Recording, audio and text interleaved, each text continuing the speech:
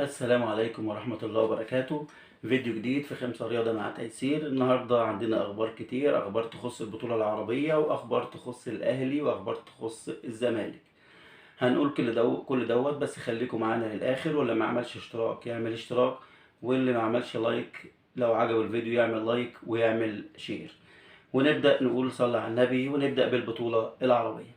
البطولة العربية النهاردة كان في عندنا مباراتين مهمين.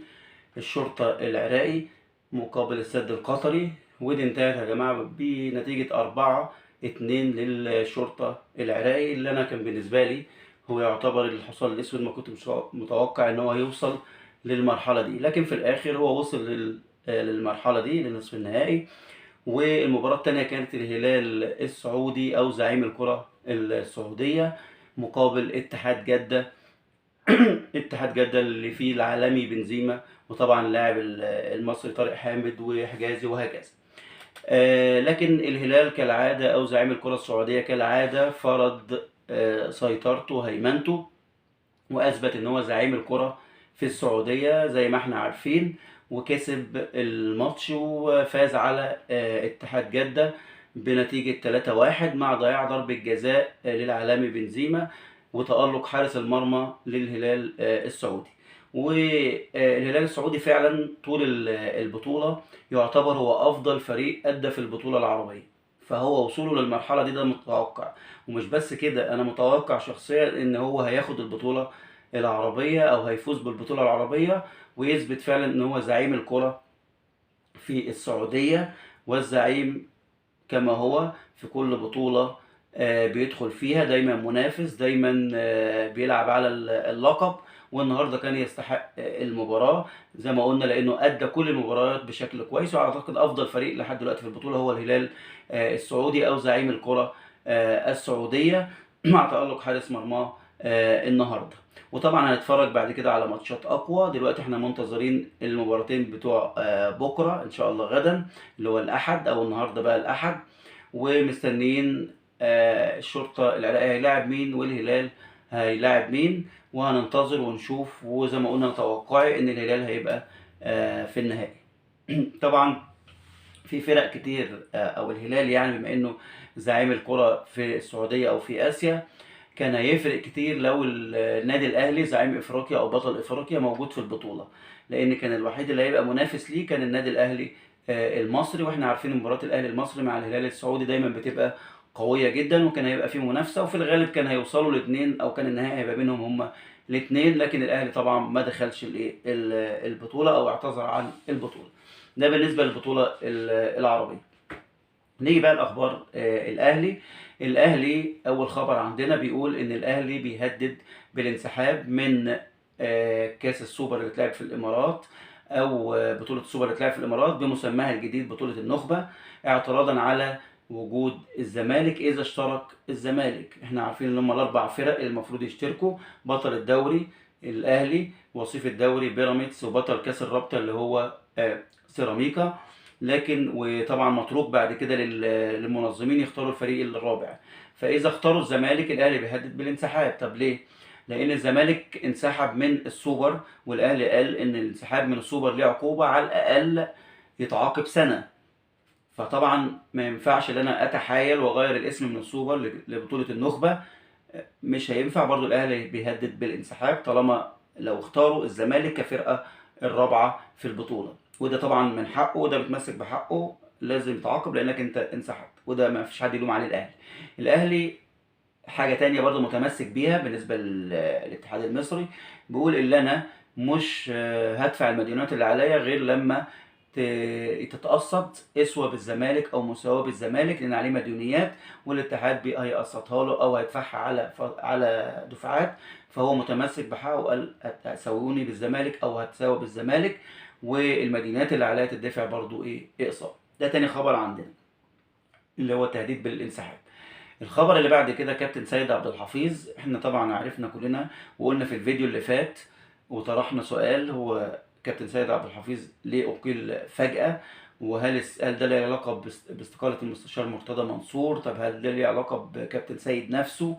وناس قالت على السوشيال ميديا ان كابتن سيد عبد الحفيظ اكرم توفيق لما كان في قطر بيتعالج من الرباط الصليبي، فهو نسي اللي هو مثلا يحول الفلوس او يدفع الفلوس، فتم احتجاز اكرم توفيق لحين الدفع. طبعا ده كلام مش معقول وما ينفعش، ومش ما يحصلش من خطأ ساذج، ما يحصلش من مدير كوره ولا حتى في نادي كبير زي الاهلي. وكمان اكرم توفيق ده لاعب كبير ولاعب منتخب ولاعب الاهلي، يعني معروف في المستشفى، فاصلا المستشفى ما تعملش كده ولا، فكل ده كلام في الهوا ولا يعتبر سبب ولا اي حاجه. ناس قالت تاني عشان هو في خلافات بينه وبين كابتن حسام غالي، برضه ما اعتقدش، ده مش سيستم الاهلي.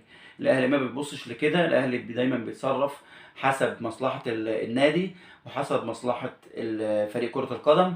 فبالتالي هو لما شاف ان كابتن سيد عبد الحفيظ اكيد يقيل، اكيد في اسباب، برغم ان اللي احنا عرفنا او معلوماتنا الجديده بقى بتقول، او معلوماتنا الجديده عن اقاله سيد عبد الحفيظ بتقول ان كابتن سيد عبد الحفيظ اتفاجئ بالقرار، كابتن خالد بيبو نفسه اتفاجئ بالقرار ان هو هيتعين مدير كوره، وكابتن حسام غالي برضو اتفاجئ بالقرار. كان القرار فردي من كابتن محمود الخطيب، وعرف باقي الاعضاء قبل الاجتماع، قال اللي احنا هنعمل اجتماع عشان هنقول كذا وكذا، او عشان هيحصل في الاجتماع كذا وكذا. وطبعا كانت مبررات كابتن محمود الخطيب اللي احنا عاوزين نعمل كوادر جديده ونضخ دم جديد، برغم ان ده بالنسبه لي برضو لحد دلوقتي لغز، مش شايف فيه مبرر لاقاله كابتن سيد عبد الحفيظ، برغم موسم قوي جدا وموسم ناجح لكابتن سيد عبد الحفيظ.